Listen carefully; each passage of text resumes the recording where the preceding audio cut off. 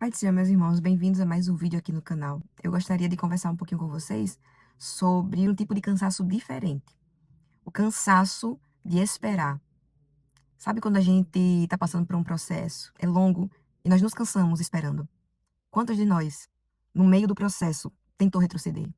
Tentou olhar para trás, porque achou que seria mais fácil voltar do que avançar? Que parece que o lugar onde nós estávamos antes era mais confortável. E parece que a promessa não vai mais se cumprir. Então, em vez de continuar sofrendo enquanto espera a promessa, parece mais fácil retroceder. Parece mais fácil voltar ao que era antes. Mas nós temos que tomar muito cuidado. Porque quem não aguenta esperar, não vai conseguir chegar e alcançar as bênçãos de Deus. Nós precisamos nos revestir do Senhor para aguentar o dia mal. Então, vem refletir um pouquinho comigo nesse vídeo sobre como vencer esse cansaço de esperar. Como suportar o processo e esperar com paciência no Senhor. Para começar a meditação com os irmãos, eu gostaria de ler aqui no livro de Tiago, capítulo 1, versículo 2, que diz assim: Meus irmãos, tende grande gozo quando caíres em várias tentações. Em outras versões vai dizer: quando passares por tentações, quando passarem por provações. O Senhor está dizendo: se alegre. Quando você estiver passando pelas provações da vida, mantenha esse ânimo. Assim como está escrito lá em Filipenses 4:4. Alegrai-vos. Novamente, eu vos digo, alegrai-vos. Não é se alegrar só quando a vitória chega. Não é se alegrar só nos momentos felizes da vida. É se alegrar em todo o tempo, porque a alegria do Senhor é o que vai nos dar força para vencer o dia mal. E se nós só estivermos alegres quando tudo estiver bem, quando tudo estiver de acordo com as nossas vontades, de acordo com as nossas expectativas, então a nossa alegria ela é falsa. Porque a nossa alegria não vem de dentro, a nossa alegria ela vem das circunstâncias externas. De como está a minha vida financeira, como está a minha saúde, como está a minha família. Se eu preciso de situações externas para me alegrar, então a minha alegria ela é passageira. Mas a alegria que Deus nos dá é uma alegria que dentro de nós vai produzir vida e nos fazer suportar o que exteriormente está insuportável. É essa alegria sobrenatural que Deus nos dá que vai fazer com que a gente suporte o processo olhando e confiando na promessa. O versículo número 3 vai continuar dizendo: sabendo que a prova da vossa fé opera a paciência. Versículo 4. Tenha, porém, a paciência, a sua obra perfeita, para que sejais perfeitos e completos, sem faltar coisa alguma. Eu preciso ter paciência, eu preciso suportar, para que quando chegue a minha vitória, eu esteja perfeita. Eu posso olhar para a minha trajetória e dizer: eu não peguei atalhos, eu não pedi favores, eu suportei o processo e hoje eu estou vivendo as promessas de Deus, não porque eu pulei etapas, mas porque eu suportei. Eu venci. Eu venci usando uma força sobrenatural que o Senhor me deu. E só quem suporta o processo pode dizer isso, que suportou com o Senhor. Então, ele promete cuidar daqueles que esperam nele, daqueles que pacientemente confiam no Senhor. Está escrito no livro de Isaías, capítulo 26, versículo de número 3. Tu conservarás em paz aquele cuja mente está firme em ti, porque ele confia em ti. O Senhor nos prometeu guardar a nossa mente, proteger o nosso coração, porque nós precisamos aprender, meus irmãos, que a gente só chega na promessa, no cumprimento, quando a gente vence as etapas primeiro no presente. Às vezes a gente deixa de viver o presente, vencer as nossas guerras do presente, porque a gente está esperando viver só a promessa. E enquanto a promessa não chega, a gente abre mão de viver. A gente só sobrevive. E passa a vida, passa os dias se afligindo, sofrendo, esperando e cobrando do Senhor. Dizendo: Senhor, cadê a promessa? Senhor, cadê o cumprimento da promessa? O Senhor falou que ia fazer, o Senhor falou que ia cumprir. Mas o Senhor também falou que no mundo nós teríamos as aflições. E nós precisamos vencer as aflições de hoje, de amanhã, até chegar o dia do cumprimento da promessa. É necessário esse processo. É necessário passar por essas fases de aprimoramento, porque nós precisamos ter um coração humilde para quando Deus nos honrar, nos conceder a vitória, a gente não ensoberbeça o nosso coração e diga: a minha mão me livrou. Em certo momento foi necessário que o povo de Israel entendesse que teria que ser a mão de Deus e não a mão deles que os livraria. E o Senhor olhou para Gideão naquele momento e falou: muito é o povo que está contigo para eu te dar a vitória. Diga para quem está com medo voltar. Só os corajosos vão a partir daqui. E aí o povo retrocede. Mas para frente o Senhor diz: ainda é muita gente que está com você. E aí o Senhor separa de novo o povo e só sobram 300. Por que sobrou apenas 300? Porque o poder de Deus precisava ser manifestado. E muitas vezes Deus vai humilhar a nossa força humana para mostrar que a excelência do poder dele é suficiente.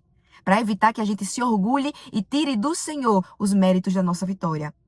Às vezes esse processo que a gente está passando, essas perdas, essa humilhação, é para que a gente entenda que o Senhor ele é suficiente para nos dar vitória. Para que a gente não suba o nosso nariz e diga: a minha mão me trouxe até aqui, a minha sabedoria, as minhas palavras me trouxeram até aqui. E a gente tira o mérito do Senhor e deixa de dar glória a Ele. O Senhor não divide a sua glória com ninguém, nem com nós mesmos. Ele não permite que a gente pegue a glória que é dele e atribua os nossos méritos. Se o Senhor vai nos dar vitória, então eu vou aguardar pacientemente, você vai aguardar pacientemente, crendo que Ele já tem tudo pronto. Eu sei que muitas vezes é difícil olhar para um lado, olhar para o outro e não ver resposta, não ver solução. A tendência de nós, enquanto seres humanos, é realmente duvidar, chorar e fazer igual a Sara. Se o Senhor me prometeu um filho e eu não posso gerar, então eu vou dar um jeito para que meu esposo tenha um filho e eu adote essa criança e essa criança vai ser o cumprimento da promessa. Mas não adianta. Quando Deus promete que vai fazer algo, não adianta dar jeitinho para o que Deus prometeu. Se Ele falou que ia nos abençoar, eu não tenho que procurar na mão do homem a minha vitória. Eu não tenho que pedir aos homens a minha bênção. Eu tenho que esperar, porque o homem ele lança em rosto quando dá. Agá lançou no rosto de Sara quando a vitória chegou. Mas Deus ele não lança no rosto de ninguém quando a vitória chega. Quando a nossa vitória chega e ela vem do Senhor, e nós estamos ali passando por aquele processo para reconhecer que é só do Senhor, ninguém vai roubar a glória que é de Deus. Nem os homens vão dizer que foram eles que nos deram. Nem nós mesmos vamos olhar para nós e dizer: foi a minha mão. Nós vamos reconhecer: foi o Senhor. É isso que Ele quer na sua vida nesse processo. Que você reconheça que é Ele. Que você reconheça que é através dEle e será para a glória dEle. Reconheça o Senhor nos seus passos, nos seus caminhos. Apresente ao Senhor todos os teus planos e o Senhor te abençoará. Entrega a Ele, reconhece que é por Ele, reconhece que é tudo dEle. E o Senhor, Ele vai te abençoar. Vamos voltar um pouquinho para a palavra do Senhor?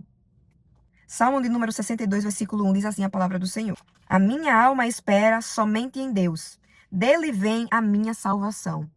E muitas vezes na hora do aperto, da dificuldade, a gente confia em tantas coisas. A gente confia no marido, a gente confia no filho. Alguém vai vir para nos socorrer.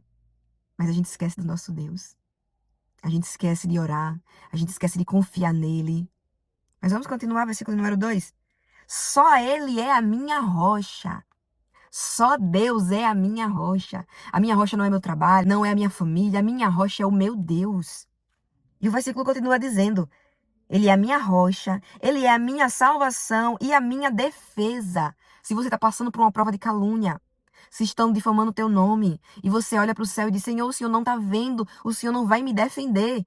Olha o que está escrito na palavra do Senhor: Ele é a tua defesa. Mas se você buscar se defender, se vingar, então Ele não vai ser mais a sua defesa, vai ser a sua própria mão. Às vezes a gente precisa recuar e apresentar a Deus a nossa ofensa e entregar na mão dele, porque está escrito na palavra do Senhor: minha é a vingança. Está nas mãos do teu Deus. Apresenta quem te ofendeu ao Senhor. Apresenta quem te caluniou ao Senhor. Entrega na mão de Deus, porque está escrito: Ele é a minha defesa. E aí o que acontece com quem coloca a sua defesa no Senhor? E não serei grandemente abalado.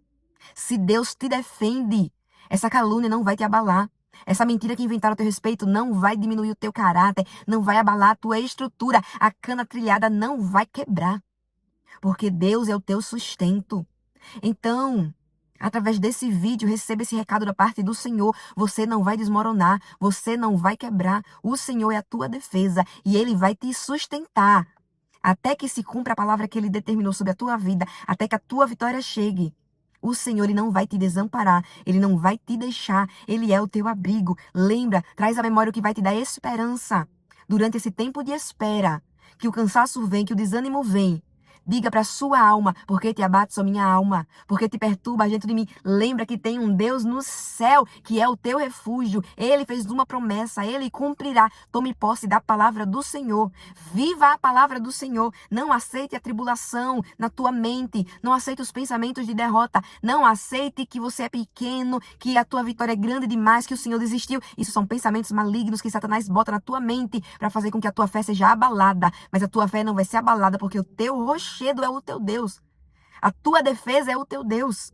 O teu Deus vai cumprir na íntegra tudo o que ele te prometeu. E quando chegar do outro lado, você vai cantar igual Miriam. Era a sentença de morte. Ou ia ser Faraó, ou ia ser o mar. Mas depois que Miriam provou que Deus é fiel, que Deus cuida, ela cantou do outro lado. E eu profetizo sobre a tua vida, que quando você atravessar esse mar e chegar do outro lado, você vai se alegrar de uma maneira. Você vai congratular com quem está do teu lado, com quem venceu junto. E você nem vai lembrar do período da prova. Você vai olhar e dizer, meu Deus, eu preciso fazer esforço para lembrar da prova, porque a minha vitória tá tão boa, tá tão grande, que eu preciso fazer esforço para lembrar que um dia eu estava na prova. Deus, ele tem uma vitória tão linda para depositar sobre a tua vida, mas você precisa vencer esse processo. Você precisa suportar essa prova. Você precisa aguentar um pouco mais, suportar um pouco mais. Não deixa que os pensamentos te coloquem para baixo. Te agarra com teu Deus.